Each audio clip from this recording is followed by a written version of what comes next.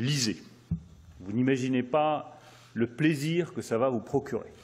Je le dis avec beaucoup de conviction parce que j'ai moi-même des enfants, j'en ai un qui est lycéen, et c'est devenu un combat la lecture. Et je veux juste dire à tous ceux qui nous écoutent que ce combat, nous le menons avec Marc Ledré-Lacharrière, avec Luce Perrault, avec Éric Reynard qui est présent, avec tous les journalistes qui sont présents ici et qui écrivent.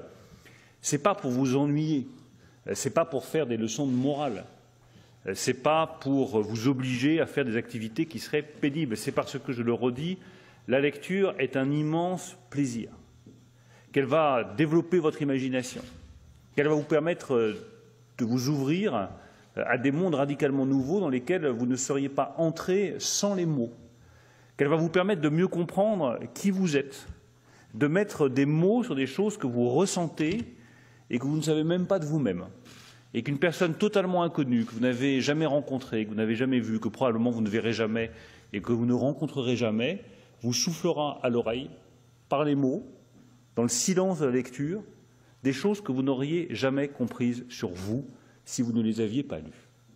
On apprend plus sur son désir d'aventure en lisant Robinson Crusoe qu'en partant au voyage.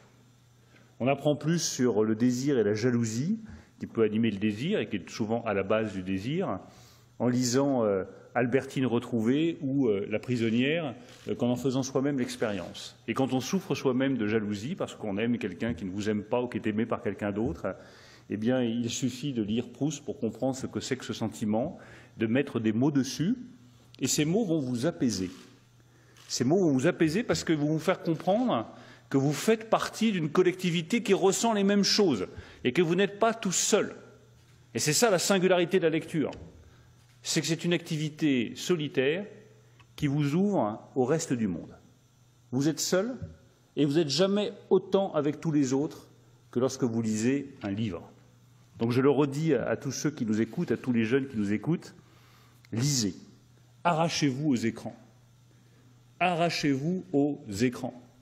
Les écrans vous dévorent, la lecture vous nourrit. C'est toute la différence. Les écrans vous vident, les livres vous remplissent. C'est toute la différence.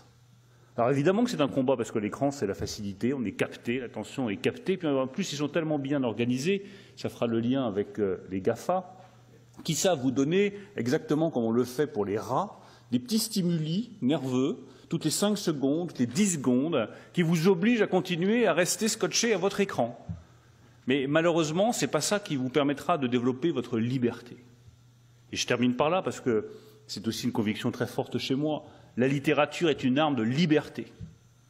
Et les écrans, trop souvent, peuvent devenir, pas toujours, je ne parle pas des écrans de cinéma, je parle des écrans des géants du digital, peuvent devenir des instruments d'asservissement.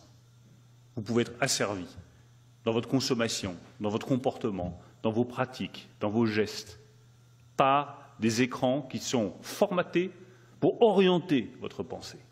La littérature, elle vous donne de la liberté. Les mots vous donnent la liberté pour vous construire et être ce que vous êtes. Je le dis à toutes les lycéennes et tous les lycéens qui nous écoutent, vous êtes chacun unique. Chacun. Eh bien, la littérature vous permettra, et les livres vous permettront, de découvrir à quel point vous êtes unique et à quel point vous ne ressemblez à personne d'autre. C'est ça ce qui fait l'humanité. Chaque personne est unique et c'est la littérature qui nous l'apprend.